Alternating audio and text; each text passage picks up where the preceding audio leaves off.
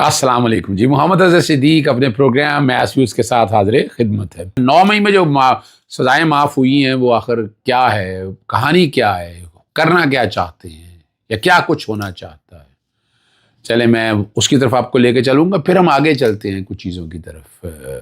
ख़ास तौर पर सऊदी अब्बासी के अंदर या जद्दा के अंदर क्या कुछ हुआ है और मुल्क को आगे कैसे लेकर चलना है, उन सारी बातों की तरफ मैं लेके जाऊँगा। और जनरल बाजवा साहब को मना क्यों कर दिया गया है, वो छुप के कहाँ बैठे हैं, ज़रा ये भी कहानियाँ आपके सामने आज खुलेंगी, परत उठेंगी। सबसे पहली बात है कि 9 मई के में जो पेश रफ्ता आई है, ISPR ने कह दिया है कि 9 मई वाक़यात में सज़ा पाने वाले 19 मुजरमों की सज़ाएँ माफ़ कर दी गई हैं और मुजरमान को ज़ाब्ते की कार्रवाई मुकम्मल होने के बाद रहा कर दिया जाएगा। दीगर मुजरमों के पास भी अपील करने और कानून और आइन के मुताबिक दीगर कानूनी हकूक बरकरार हैं और सज़ाओं की माफ़ी हमारे मुनसफ़ाना कानूनी अमल और इंसाफ की मजबूती का सबूत है। देखिए, मैं तो इन बातों को इत्तफाक नहीं करता। मिलिट्री ट्रायल में right to fair trial and due process of law नहीं है। असल बात यह है, देखिए मैं तो पहले दिन से कह रहा हूँ जनरल एमनेस्टी दें। मैं बात जो कहना चाहता हूँ ताकि चीज़ें आगे की तरफ चलें।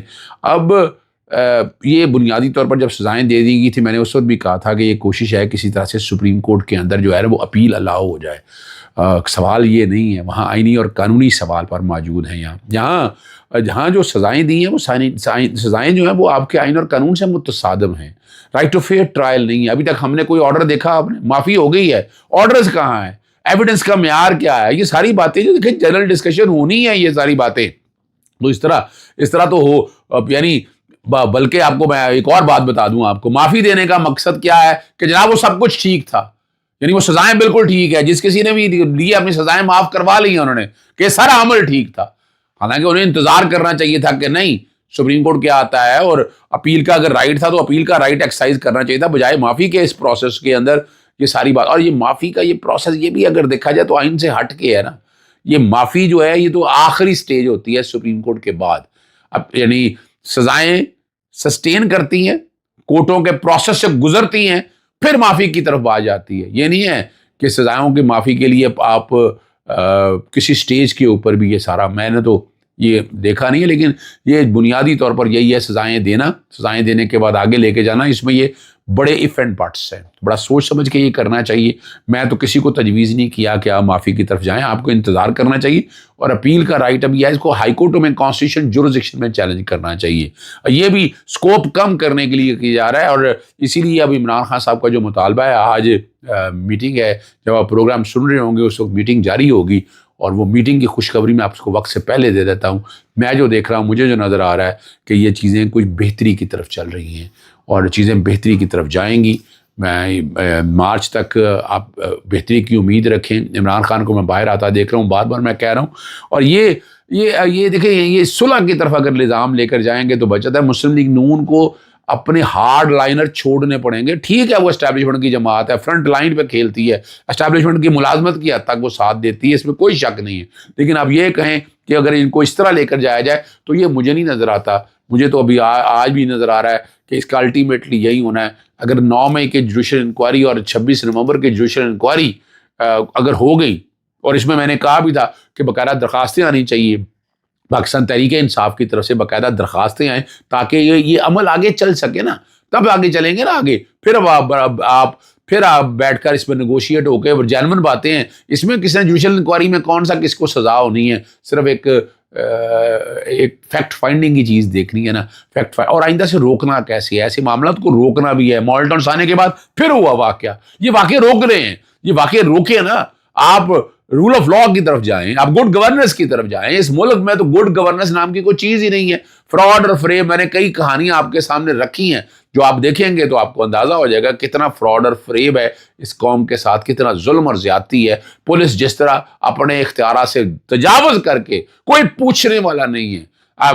FIA आपके सामने है, एंटी करप्शन आपके सामने है, नैब आपके सामने, बता दें को नैब ने को बड़ा तीर चलाया हो। आगे चलते हैं मामला को लेकर।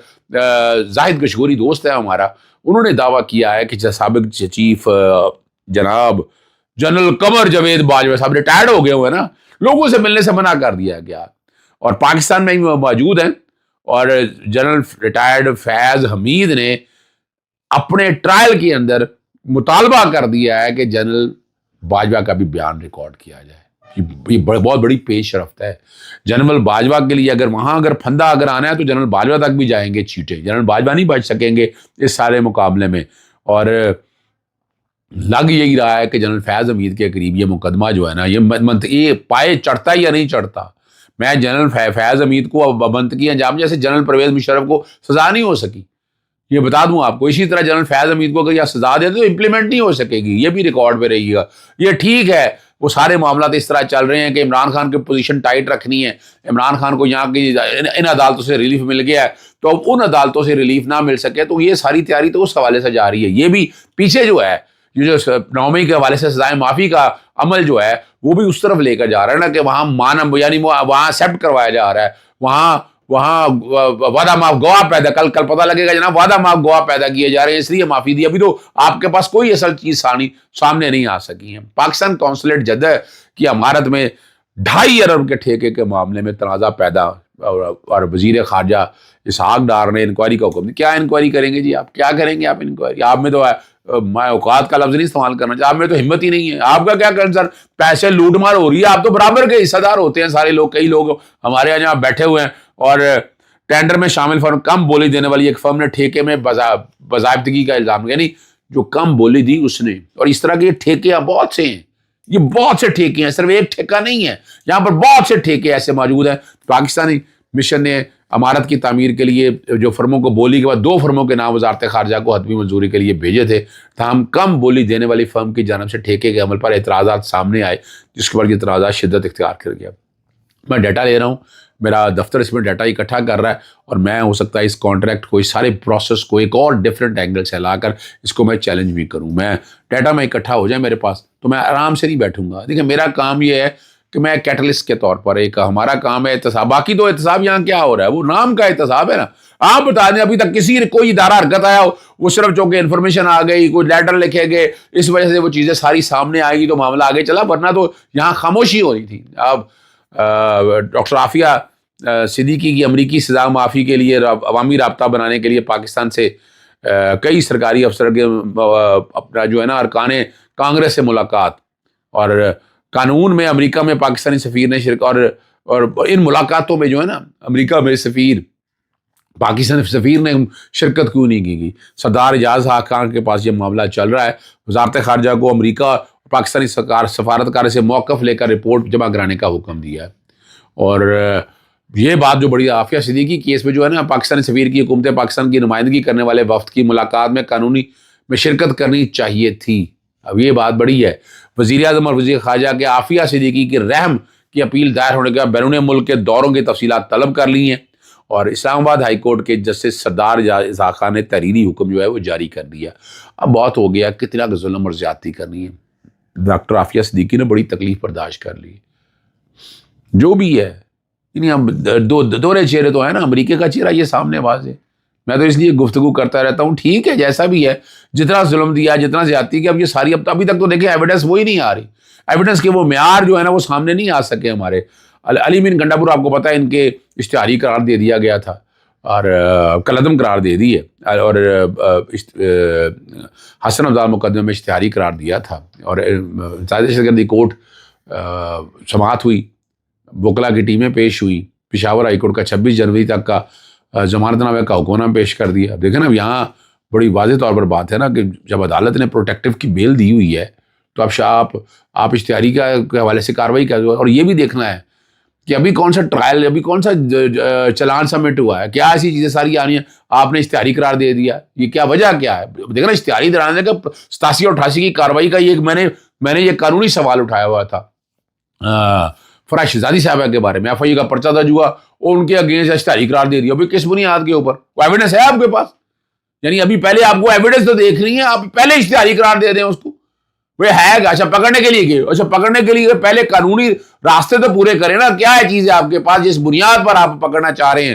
لیکن یہ ساری جو چیز ہے اب سامنے آ گئی. 9/11 کا معاملہ بڑا سخت ہے کیونکہ ڈیل کی راہ ہموار ہو گئی ہے, اور ملٹری کورٹ نے جو ہے نا خالد شیخ محمد کی ڈیل کی حق میں فیصلہ جو دی. انفارمیشن میرے پاس آئی ہے. ملٹری ایپلیٹ کورٹ نے وزیر دفاع کی اپیل کو مسترد کرتے ہوئے 9/11 کے ماسٹر مائنڈ خالد شیخ اور ساتھیوں کے ساتھ ڈیل کرنے کی راہ ہموار کر دی ہے. اگر خالد شیخ، ولید بن طاش اور مصطفیٰ جو ہے 9/11 اعتراف کرتے ہیں تو انہیں سزائے موت سے، اب یہ جو باتیں ہو رہی نا کہ سزائے موت نہیں دیتے، یہ امریکہ کے اندر بھی سزائے موت ہوتی ہے. نیو یارک ٹائم نے یہ بات کہی ہے. پینٹاگون میں اپیلوں کی سماعت کرنے والے پینل نے پیر کو فوجی جج کے اس فیصلے کو برقرار رکھا جو اس بات کی تصدیق کرتا ہے کہ 9/11 کے مقدمے میں ڈیل کی درخواست موجود ہے. معاملے کی پیش رفت کی شکل میں جو ہے نا ملزموں کا کیس آیا. نیو یارک، پینسلوانیا، پینٹاگون میں ہائی جیکرز کے ساتھ مل کر تقریباً 3000 افراد کی ہلاکت کی سازش میں شامل تھے. 2012 سے سماعت سے پہلے کی کارروائیوں میں پھنسا ہوا. مقدمے کی سماعت کے لیے پروسیجر جاری رکھنے کے ساتھ اپیل کی عدم موجودگی میں جنوری میں گوانتانامو میں درخواست دائر کرنے کا عمل شروع ہو چکا ہے جس میں متاثرین کو گواہی بھی شامل ہے.